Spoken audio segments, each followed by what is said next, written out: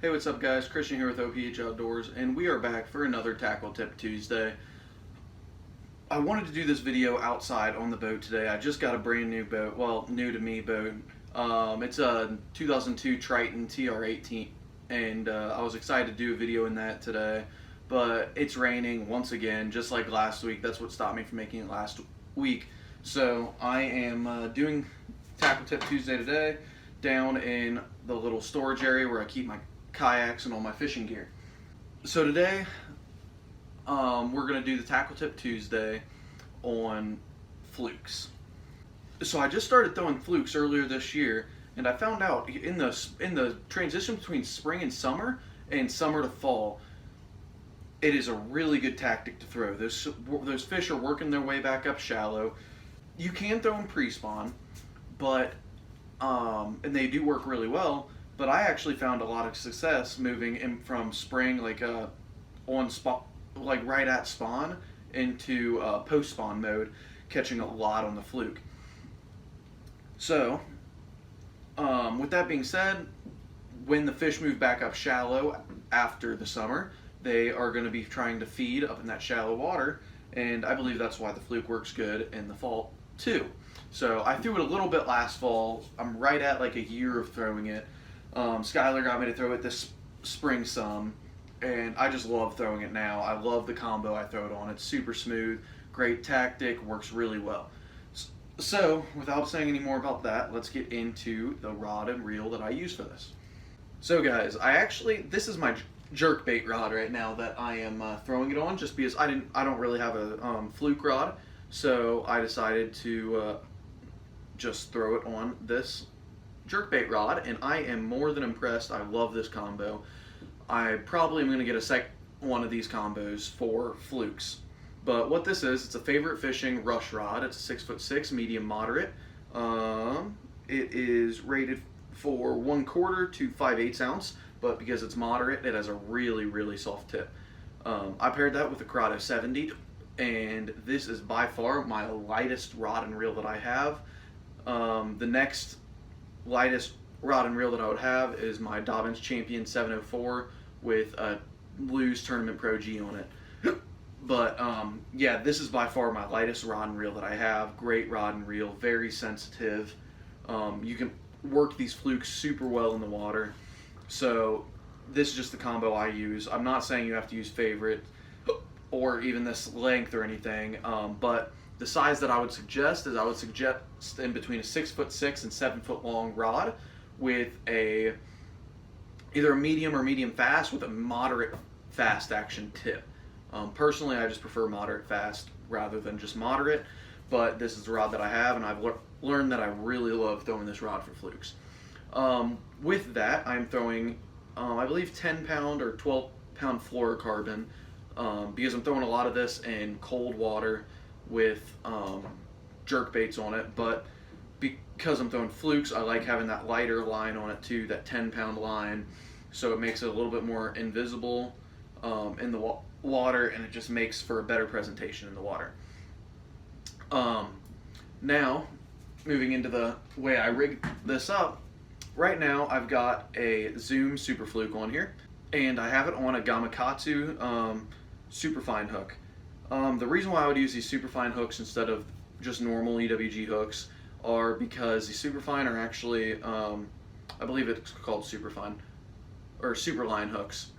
And the superline hooks actually are made a little bit thicker and are a little bit heavier, so then this sinks down in the water a little bit. It doesn't go far down in the water column, and it doesn't go fast, but it slowly sinks down, so then when you're jerking this through, it's going to twitch back and forth really well throughout the water.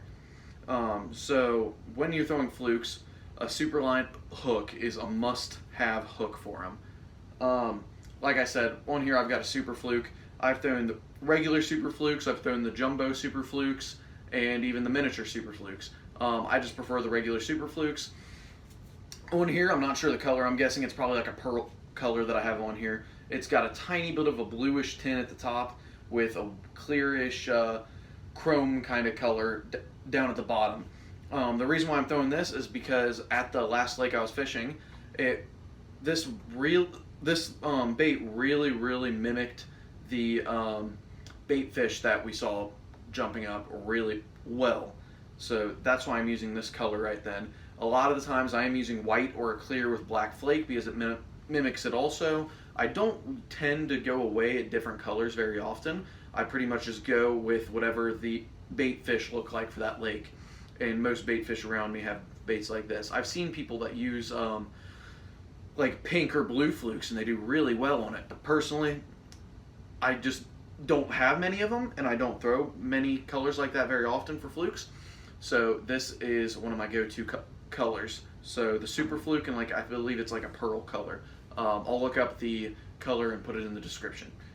Alright guys, so moving on, we're going to talk about the places where I would throw this. I've already kind of explained how in between, or pre-spawn, post-spawn, and then moving back into the fall time fishing, flukes are really good. They're one of my go-to baits now for like spring fishing and going into like transitioning into that fall fishing. So really good baits. Now where I throw this, a lot of the time, I don't throw this too often.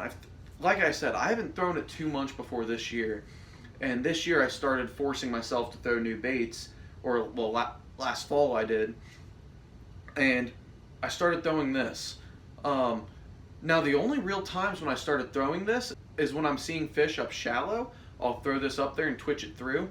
If they're like laying in beds or something like that, causing a reaction strike.